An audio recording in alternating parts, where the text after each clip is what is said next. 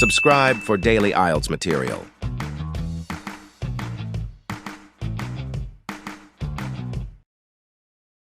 Listening Test 3. Section 1. You will hear a conversation between two students about buying a used car. First, you have some time to look at questions 1 to 6.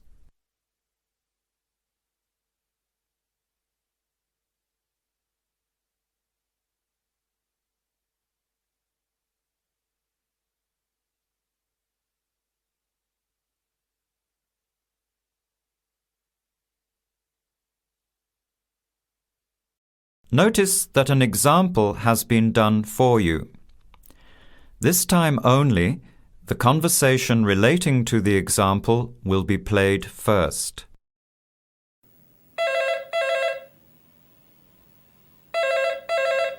Hello, Hello, can I speak to Eleanor, please? this is Eleanor speaking.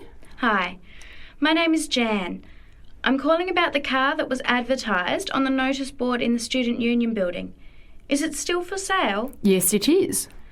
Your ad says it's a 1985 Celica, in good condition. The car is a 1985 model, so you write 1985 beside year. Now, let's begin. Answer the questions as you listen. You will not hear the recording a second time. Listen carefully to the conversation and answer questions 1 to 6.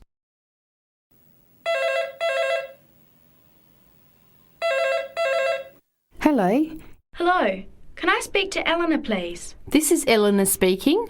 Hi, my name is Jan. I'm calling about the car that was advertised on the notice board in the Student Union building. Is it still for sale? Yes, it is. Your ad says it's a 1985 Celica, in good condition. It's old, but it has been well looked after. My family has had the car for 10 years. I'm just the third owner and my mother had it before me, so we know its history. We've got all the receipts and records.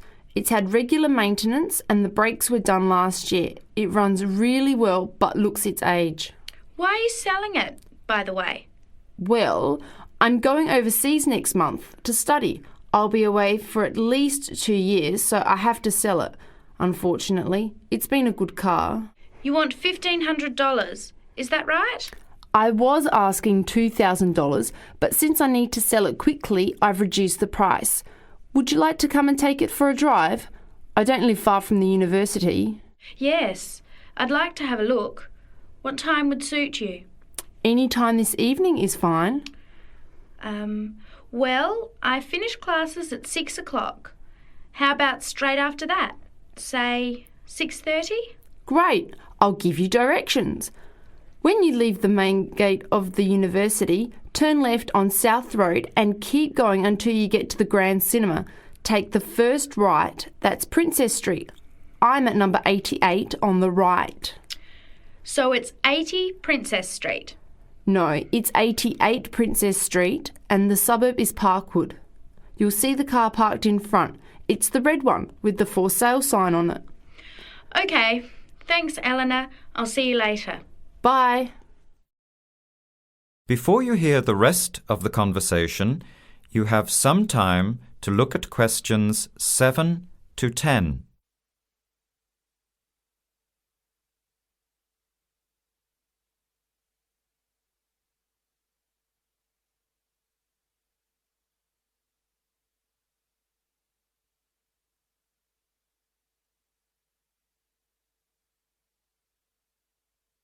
Later that day, at the university, Jan meets up with her friend Sam and tells him about the car. Hi, Sam. Hey Jan, what's happening? I'm glad I ran into you. I've decided I have to get a car. You're gonna buy a car? Do you really need one? I'd probably still be driving except that my car broke down last year. Instead of getting another one, I just moved closer to the university and went back to riding a bike. Better for the environment, better for my health, and I save a lot of money. Did it really cost that much? Well, when you think of registration, insurance, rising petrol costs, parking plus maintenance and repairs, it adds up. I know it's going to be expensive, but I really need my own transportation. It takes half an hour by bus each way to university as it is. But now I'm working at night in the city. There's no way I want to hang around waiting for a bus late at night, then walk 3 blocks home alone. Hey, I think you've got a point there. So what kind of car are you looking at? It's an 85 Celica, same kind as I used to have. The owner's asking $1,500. That's pretty old. How many kilometres has it done? You know, I forgot to ask. I'll have to check tonight when I go to see it. Would you be able to come with me to have a look? At about 6:30? Sure, I'll come, but I don't know a lot about cars. I do know one thing, though. I wouldn't buy an old car without having a mechanic look at it first. That's a good idea. But won't it cost a lot? Not really. You can get a check done through the Automobile Association for $80, and it comes with a report on the condition of the car. It can save you a lot of money in the long run. I'll keep that in mind. So we have to get to Parkwood at 6:30. Do you want to take the bus? It goes straight down South Road every 15 minutes. Or maybe we could walk. I don't think it's that far. Actually, I could borrow my roommate's motorbike for an hour or so.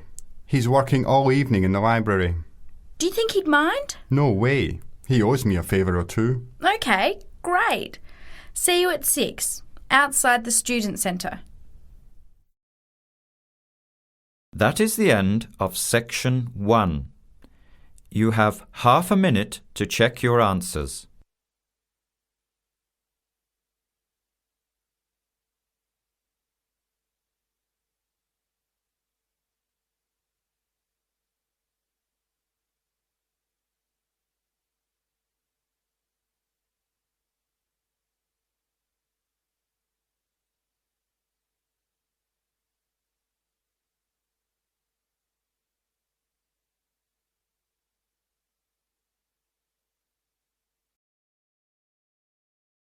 Now, turn to Section 2. Section 2. You will hear a guide giving instructions to a group of international students in Canada preparing for a whale-watching trip. Before you hear the talk, you have some time to look at questions 11 to 16.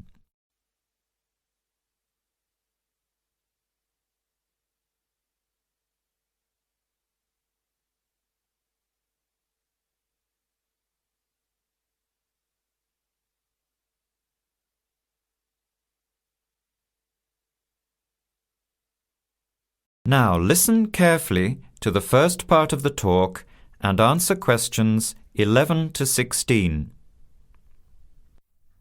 Hello, everyone. Glad to see so many happy faces on this wild and windy day. Are you all ready to go looking for whales? I'm Tony, and our other guide today is Dale. We'll be using these 2 rubber boats you see here, and our trip today will take 3 hours. In a few minutes, we'll be heading into part of the largest temperate rainforest of the Pacific Northwest. I'll show you our route on the map here. This is where we are now. We'll be leaving the sheltered bay and heading out across the mouth of the bay toward the open water. As you know, last night there were strong winds in the area, so we can't go out into the ocean as we had planned. Near the mouth, the water will be quite rough. That's where we are most likely to spot orcas, or killer whales as they are also called. After crossing the mouth of the bay, we'll enter the calmer, shallower waters. This is where you look for gray whales. Then we will continue up this narrow inlet close to the shore. You will have a great view of giant fir and cedar trees that have never been logged. Here is the place to watch for wildlife. You are likely to see bears along the shore and eagles in the sky overhead. Right at the back of the inlet here are the hot springs where we will be stopping for an hour. You can have a soothing soak in bubbling hot water before the return trip. I'll tell you a little bit about the whales now, because with the noise of the wind and the engine, you won't be able to hear much out there. As we head out in the boat, we will probably see dolphins first. They are a grey colour and quite small, 1 to 2 meters long. They will swim right beside the boat, racing along and sometimes jumping out of the water just ahead of us. They swim very fast, and they are playful and curious. They're really fun to watch. The next ones we'll see are orcas, or killer whales, which are actually members of the dolphin family. They are 7 to 8 meters long, very fast, and they have sharp teeth. Some stay in these waters all year round. We identify them by the distinctive black and white color. They feed mainly on salmon in these waters, but the orca diet can include seabirds, seals, dolphins, and other mammals. They can be fierce hunters, and this is why they are called killer whales. We should start watching for them as soon as we get out toward open water. We're likely to spot the orcas from a considerable distance. Watch for the black and white marking and mist spouting from the blowholes on top of their heads. Just outside the inlet is where we will probably see gray whales. The grays are migratory. They pass through here twice a year, moving from far in the north where they feed to the warm southern waters where they breed. You are very lucky today because several have been reported in the area. Unlike the orcas, grays are solitary, except when you see a mother with a calf. The gray whales are much longer and heavier than the orcas, 14 meters long and weighing up to 30 tons. The gray whales are filter feeders, gathering tiny ghost shrimp from the sand at the bottom. We recognize grays from their tail fins because each one is different. Once we find the whales, we'll come up as close as we can safely.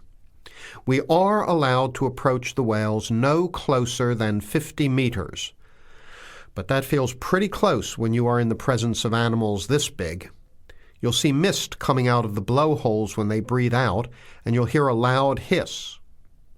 If we are downwind, we might even be able to smell them, a strong, fishy smell.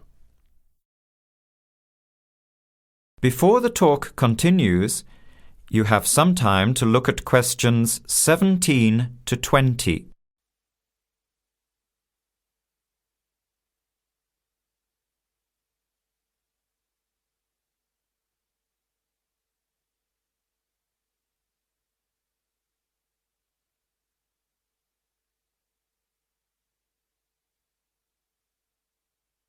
Now, as the talk continues, answer questions 17 to 20.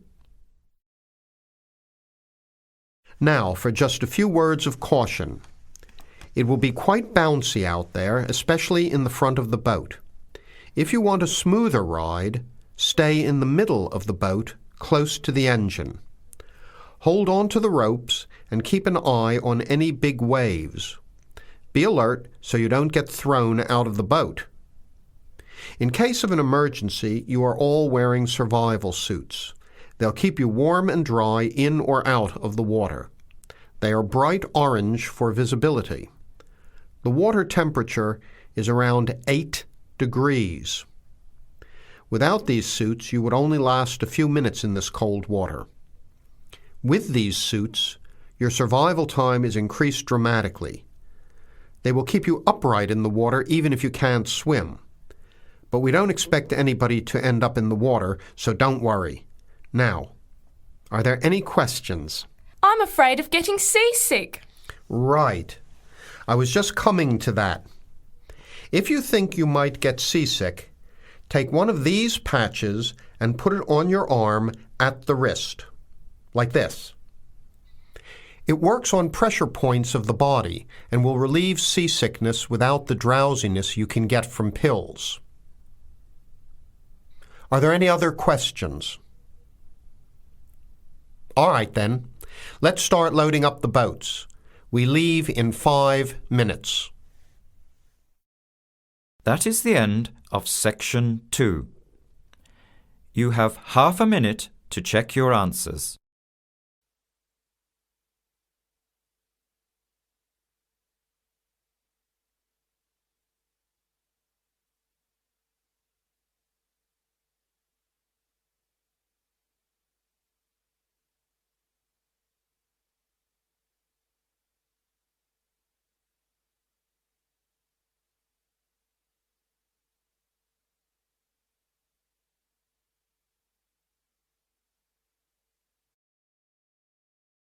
Now turn to section 3. Section 3. You will hear a student, Penny, talking to 2 friends, Ray and Louise, about a television competition Ray has entered called Travel Documentary. Before you hear the conversation, you have some time to look at questions 21 to 26.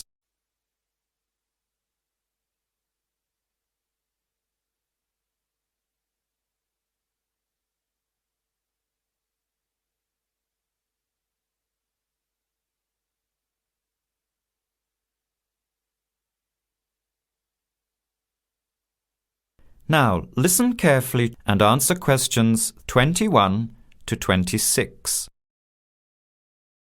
Hi, haven't seen you two in ages. What have you been up to? Hi, Penny. Ray is really excited. He's just been shortlisted for Travel Documentary.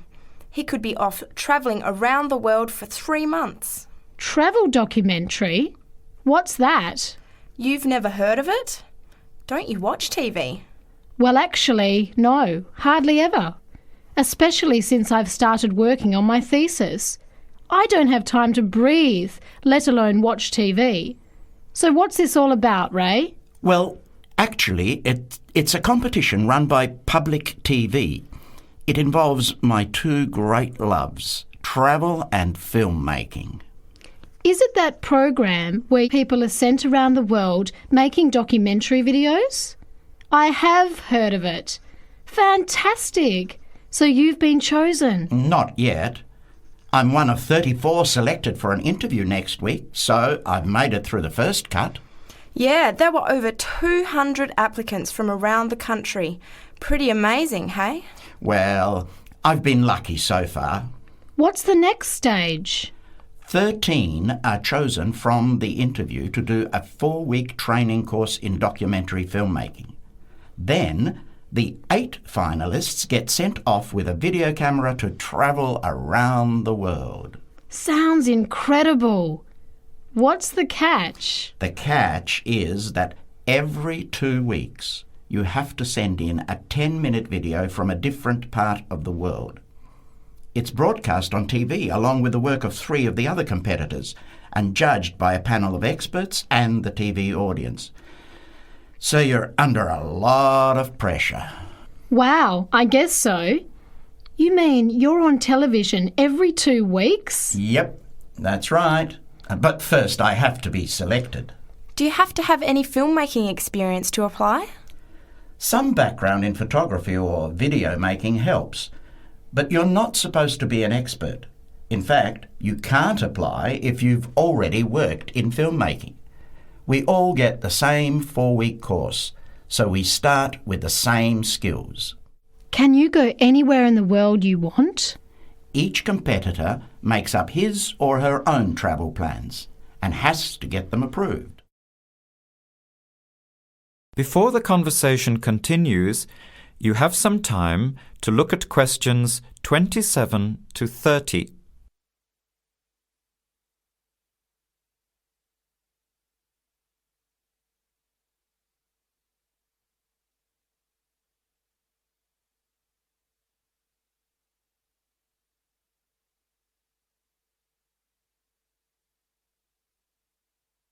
Now, as the conversation continues, answer questions 27 to 30. Have you talked with anyone else who has done it? As a matter of fact, just last week, I met Sarah Price, a girl from here who did it last year. What did she have to say about it? She said it was the most amazing experience of her life, but it was really tough at times. I think you'd have to be really brave to take off like that alone with so much responsibility. It's not like going on a holiday, is it? No. 2 weeks in a country, often where you can't speak the language, to find a story, film it, organise all the editing. Then you're off to a completely different part of the world to start all over again. Pretty exhausting, but exciting too. What a way to see the world. What about Sarah Price? Did she have any bad experiences? She said the worst part was when she got some mysterious fever in Mongolia and thought she might have to be sent home. Fortunately, it got better, but she said it was scary to feel really ill when you're alone so far away. So what made you want to apply? When I saw the program on TV a while ago, I thought, this is for me. I've always wanted to travel, but needed to work for a year before I could even think about it. Then a new series started up. I thought, now's my chance. Don't you think you'll be lonely? I don't think I'll have time to be homesick. I'm more worried about having too much to do and not enough time to get things organised. So we might be watching you on television in the next few months. I hope so, if I'm lucky. When will you know for sure? They choose the final 8 in March. A month later, you're on your way. So do you have to pay anything? Nothing. It's all paid for. Course, camera, flights, accommodation and in-country travel. The budget is pretty tight though. No extras. I sure hope you get it. Then I'll be finding time to watch at least one program on television every week. That is the end of section 3. You have half a minute to check your answers.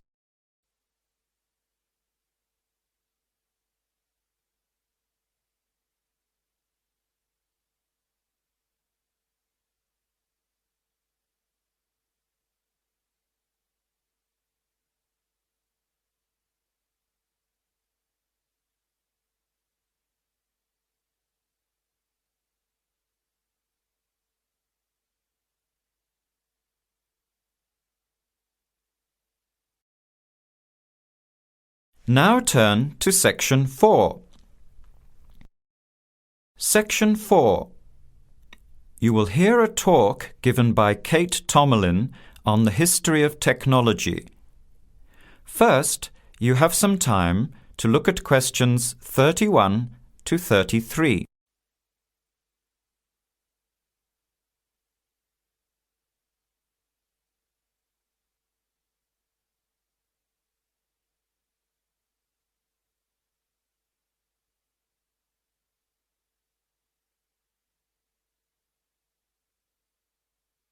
Now, listen carefully to the talk and answer questions 31 to 33. Our talk today in this History of Technology series is about a feat of anti-engineering from the late 19th and early 20th century that is still very much with us today and that is linked with the history of the typewriter.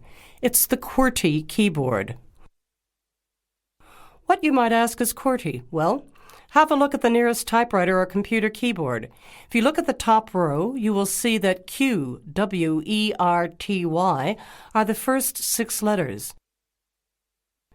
Did you ever think when you were learning to type about why the letters on the keyboard are distributed the way they are? Here's the story. It all has to do with the history of the typewriter. Typewriters existed since the early 1700s, but the first commercially practical system came into being in 1873. The typewriter is one of America's greatest unsung inventions.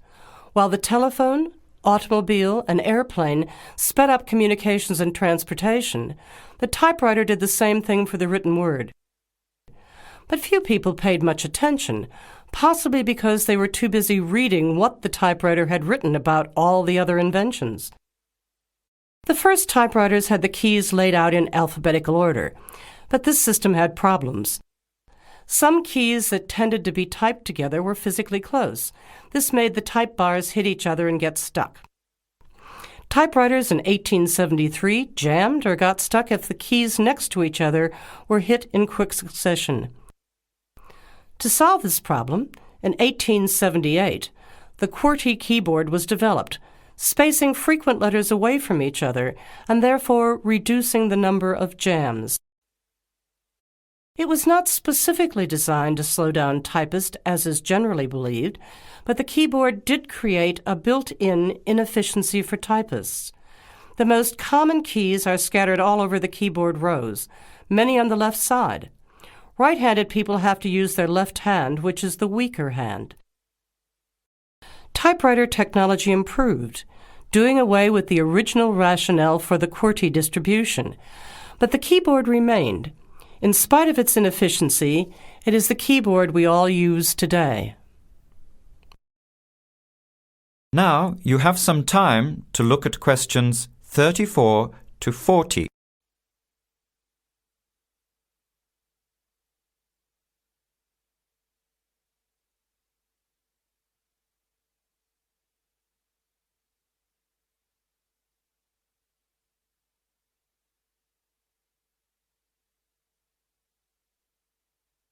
Now listen and answer questions 34 to 40. Already back in 1932, there was a solution to the problem. Efficiency expert August Dvorak came up with a new keyboard layout. His home row consisted of A, O, E, U, I, D, H, T, N, S, which includes all of the vowels as well as the most commonly used letters. On this keyboard, over 3,000 words can be typed using only the home row. In fact, 70% of all the work can be done on the home row, 22% on the row above, and 8% on the row below. The QWERTY keyboard allows only about 50 words to be typed without reaching for other rows. In addition, on Dvorak's keyboard, the right hand handles 56% of the workload and the left handles 44%, just about the opposite of the division of the QWERTY keyboard. This is an advantage for most right-handers. The Dvorak keyboard increased accuracy in typing by almost 50% and speed by 15 to 20%. How much labor did this Dvorak layout save? In one study, a group of typists was evaluated in the use of both keyboards. Those using the Dvorak keyboard moved their fingers just about 1 mile on an average day, while those who used the QWERTY keyboard moved their fingers an average of 12 to 20 miles. The superiority of the Dvorak keyboard was clearly established. However, it has never been adopted as the keyboard of choice. Why? First of all, bad luck and bad timing on the part of the Dvorak team. First, there was the Depression, not a good time for introducing change. But the main factor that worked against the Dvorak system was habit. People were used to the QWERTY keyboard. Computers today could easily switch the arrangement of letters to the Dvorak layout, but it seemed that because of habit, the QWERTY layout remains dominant. People felt comfortable with the keyboard they learned on, so it was the established patterns of hundreds of millions of typists, manufacturers, typing teachers, and typewriter salespeople that have crushed all moves toward keyboard efficiency for over 70 years. It looks like QWERTY keyboard may be with us for a long time yet. That is the end of section 4. You now have half a minute to check your answers.